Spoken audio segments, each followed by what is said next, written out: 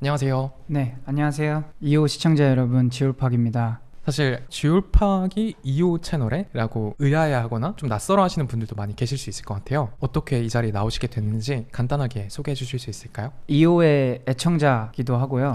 네, 그리고 최근에 창업을 했는데 그 사업에는 뭐랄까요? 전도가 좀 필요해요. 전도요? 네, 전도를 목적으로 나왔고 차차 계속 얘기를 할 것 같지만 제가 만든 브랜드가 이제 신드롬즈라는 브랜드인데 공상과학이나 미래에 있을 법한 사상을 기반으로 만든 패션 브랜드고 더 나아가서 좀 장기적으로 봤을 때는 AI 기반의 이제 패션 플랫폼을 만드는 걸 목표로 하고 있습니다. 그럼 그 사상이 기독교 개신교는 아닌 거고? 네, 전혀 아닙니다. 알겠습니다.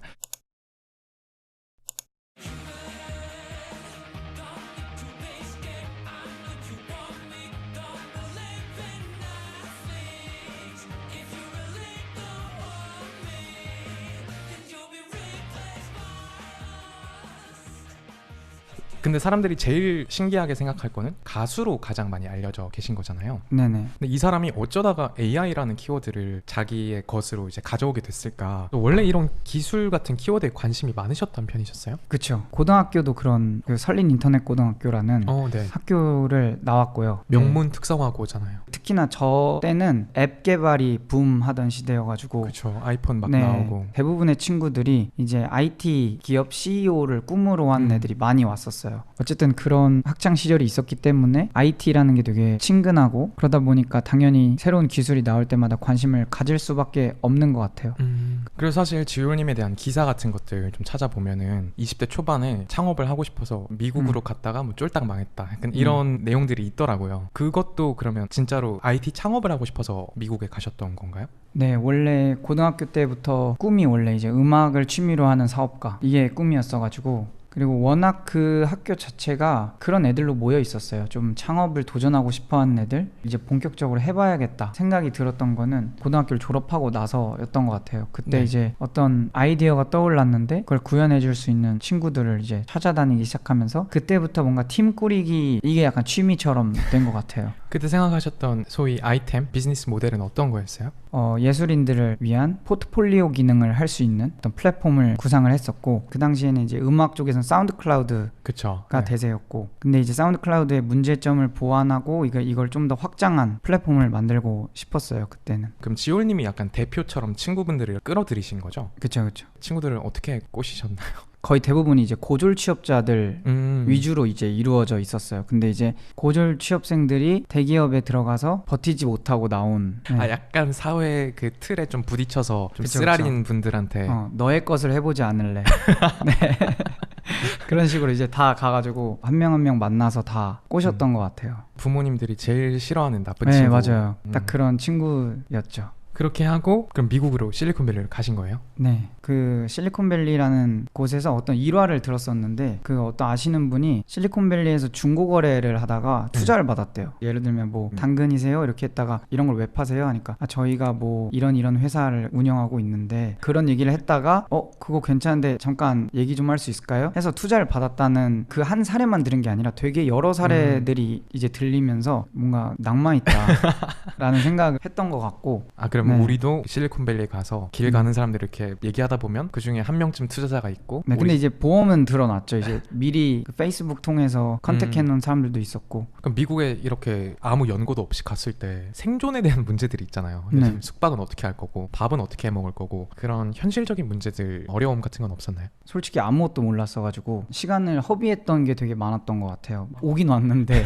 너무 무모했나? 뭐 없는 돈 가지고 3개월 안에 뭐 IR까지는 그래도 해볼 수 있으면 좋겠다 라는 일단 무모한 계획을 세우고 가가지고 그럼 이제 3개월치의 그 돈은 끝나잖아요. 그러면은 이제 그때부터 노숙이에요. 노숙이요? 네, 그때 노숙을 이제 친구들이랑 했었고 지금 생각해보면 왜 그런 생각을 했는지 모르겠는데 어쨌든 그게 다 추억이고 지금 생각해보면 다 배울 점들이 다 있었어가지고 그럼 그때 그 경험을 통해서 삶의 궤적이 조금 바뀌었다라고 말할 수 있는 지점도 있을까요? 가장 크게 배우고 느꼈던 부분은 가장 큰 시장을 봤다? 였던 것 같아요. 그게 저한테는 약간 약간 끌어올리게 하는 동기부여를 해줬던 것 같아요. 그리고 거기서 노숙하는 동안에 음악해야겠다라는 생각을 처음 했어요.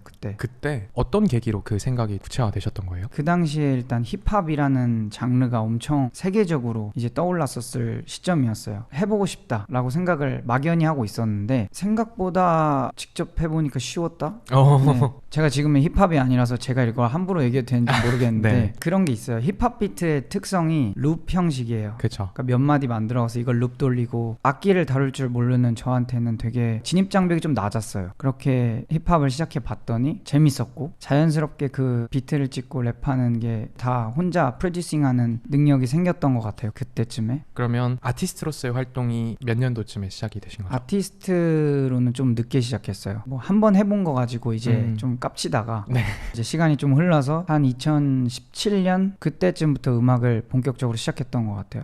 지호님 같은 경우에는 내가 뭔가를 실제로 할 것이다라는 결심 내지는 결론을 내리기 전에 어떤 근거들이 필요하신 것 같아요? 일단은 제가 재밌어야 될 것 같고 잘할 수 있을 것 같은 거 이건 좀 해볼만 하겠다라고 이제 생각이 드는 분야들이 있잖아요. 네. 그런 상태가 된다면은 저는 해보는 것 같아요. 그게 무엇이든 간에. 그럼 지금 이 시점에는 내가 창업을 해도 잘할 수 있겠다라는 확신이 좀 생긴 상태이신 거죠? 그렇죠. 그게 이제 그런 확신을 주는 포인트들이 있는데 가장 큰 계기는 팀 구성이었던 것 같아요. 좋은 사람들이 네. 모였다. 네. 많은 분들이 이제 유명해져서 이거를 창업한 거 아닐까 생각을 하실 수도 있는데 사실 그 전부터 팀은 짜져 있었고 계속 창업에 대한 계획을 하고 있었어요. 투자를 받으러 다니고 있었고 그러다가 이제 이렇게 음악도 얻어 걸린 거죠. 어떤 분들이 모여 계시는 거예요? 원래는 이제 제가 음악만 하는 게 아니라 영상도 같이 하고 있기 맞아요. 때문에 뮤직비디오 연출 네. 직접 하시고. 그래서 원래는 제 뮤직비디오나 예술 활동을 하기 위해서 모은 크루예요. 뭐 영상하는 친구들 2명에 3D 하는 애들 2명에 옷 디자인하는 애 2명에 저까지 해서 총 7명이 있는 것 같아요. 맞아요. 사실 궁금했던 게 힙합씬 같은 데서 크루라고 해가지고 많이들 계시잖아요. 네. 근데 그분들을 굳이 법인의 형태 내지는 조직의 형태로 이렇게 만드신 배경은 어떤 거였을까요? 지금 저희 크루는 창작 활동을 다 같이 하는 것도 있지만 저한테는 가족 같은 친구들이에요. 친구가 진짜 저는 걔네들밖에 없거든요.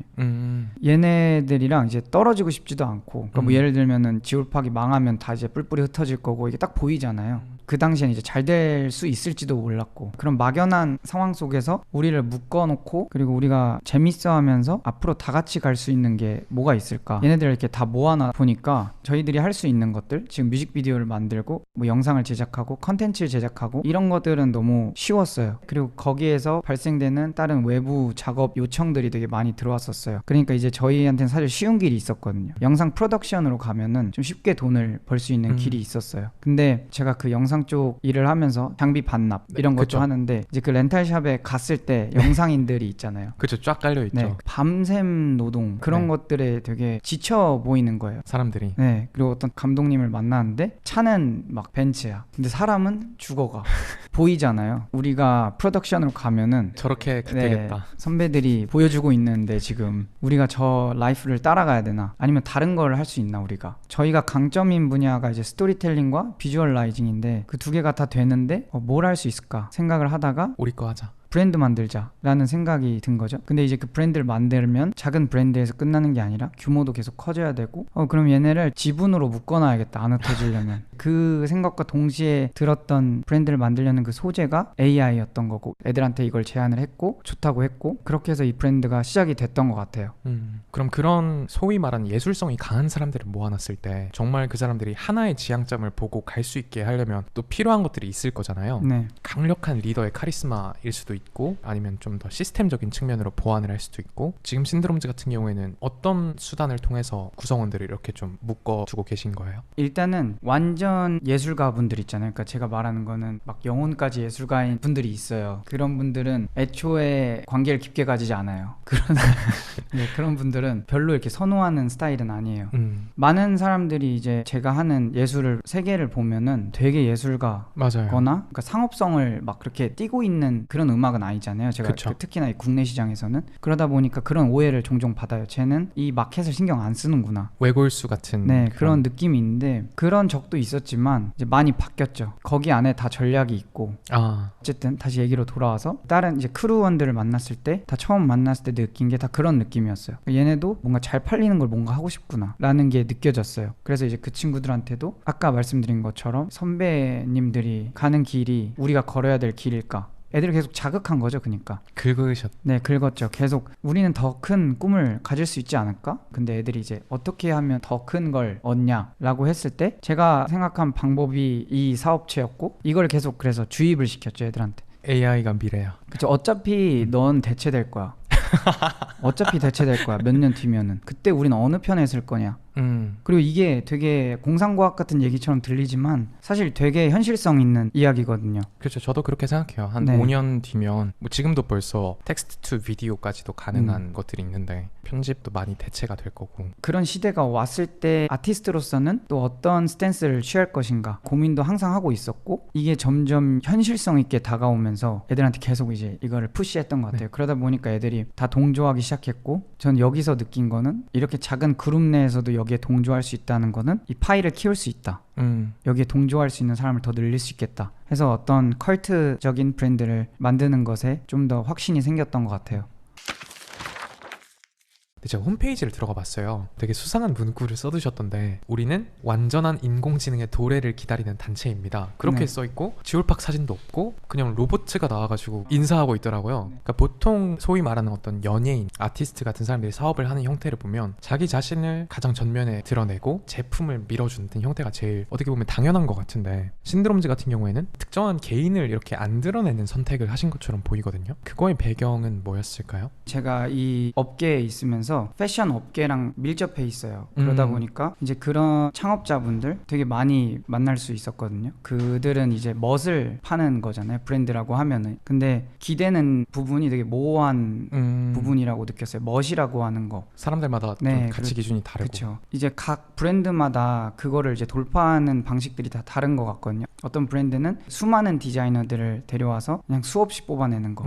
작은 브랜드들은 대개로 그 한 디자이너가 계속 디자인을 뽑아내는데, 특히나 지금 세대에서는 그 소비 속도가 너무 빠르고 트렌드가 변하는 속도가 너무 빠르기 때문에 그 한 사람의 취향에 기대서 그 브랜드를 이끌어 나가는 데는 한계점이 있다고 느꼈어요. 그러던 와중에 그런 상상이 드는 거예요. 막 사이버펑크적인 영화나 디스토피아적인 영화, 만화 이런 걸 봤을 때 되게 개성이 엄청 다양하잖아요. 옷도 되게 특이하고 뭔가 그런 시대가 올 것 같은 거예요. 특히나 이제 내가 좋아하는 의류 제품을 얻을 수 있는 시대? 그걸 저희는 추구하고 있거든요. 근데 물론 지금 저희가 그 문제를 해결할 수 있지는 않아요. 하지만 저희가 꿈꾸는 세상은 그런 세상이에요. 근데 그러려면은 우리가 그런 세상을 만들 수 있는 기반을 먼저 다져야 된다고 저는 생각이 들었고, 동시에 드는 생각이 뭐냐면 이 기술 발전, 인류가 나아가고 있는 방향에서 예술가가 무슨 역할을 할 수 있을까? 기술자분들이나 IT 종사자분들은 직접적인 관여를 할 수 있어요. 영향을 주실 수 있는데 우리는 그냥 우리 얘기만 하고 그냥 이렇게 계속 살아야 될까? 물론 그것도 나쁘지 않아요. 근데 역사적으로 과학자들과 문학자들은 둘의 롤이 존재했었어요. 좀 분리가 됐었죠. 네, 과학자들은 과학기술을 끌어올리는데 직접적인 영향을 줬다면 문학가들과 예술가들이 했던 역할이 길을 제시하는 역할들을 했다는 거죠. 시대 정신 네. 같은 걸 만들고. 발상을 던지고,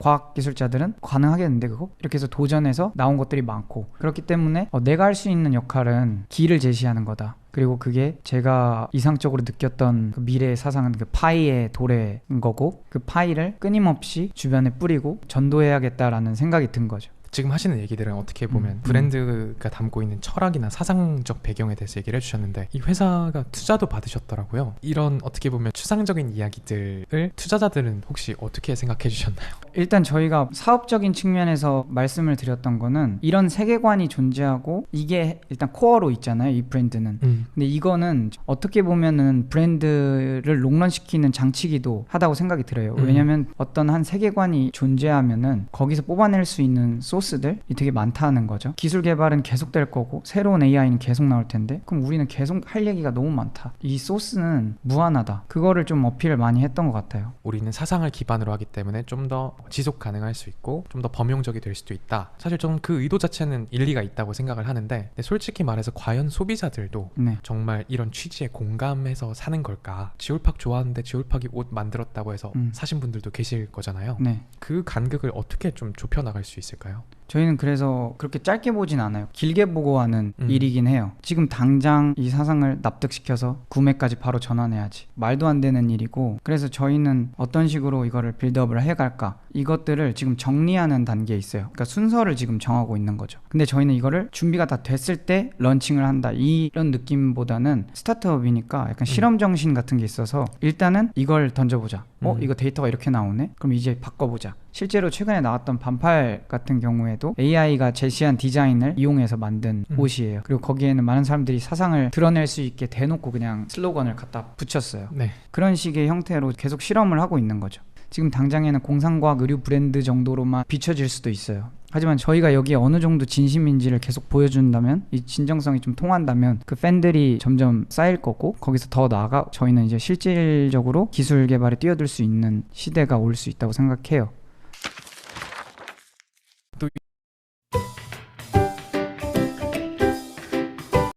또 이런 질문 많이 받으셨더라고요. 지올님 닮고 싶은 롤모델이나 아이콘 같은 존재가 있냐라는 질문을 받았을 때 윌리 원카 얘기를 하신 걸 봤어요. 네. 그 찰리와 초콜릿 공장에 나오는 윌리 원카. 지올님이 팔고자 하는 어떤 판타지스러운 거랑 결이 잘 맞는다고 확 와닿긴 했거든요. 어떤 모습 같은 걸 닮고 싶다고 생각하셨던 거예요? 그게 아마 한 3, 4년 전에 한 인터뷰에서 지금까지 오는 것 같은데 왜 윌리 원카를 얘기했냐면, 말씀하신 것처럼 윌리 원카가 팔고 있는 게 초콜릿일까?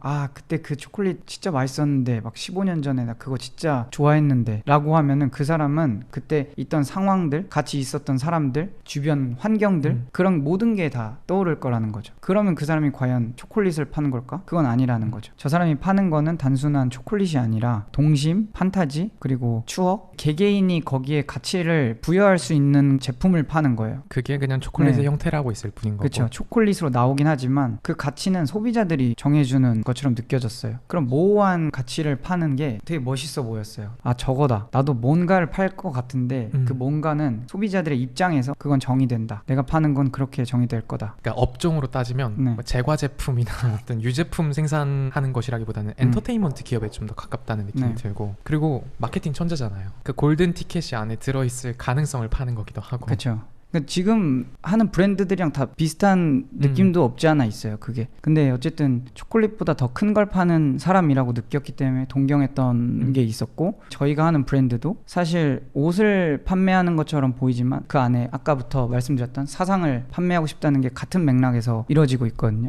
그럼 창업가로서 나는 좀 어떤 스타일이다, 어떤 강점과 약점이 있다 판단하고 계신 부분이 있을까요? 저는 일단 강점은 알 것 같아요. 전 약점을 알 것 같아요.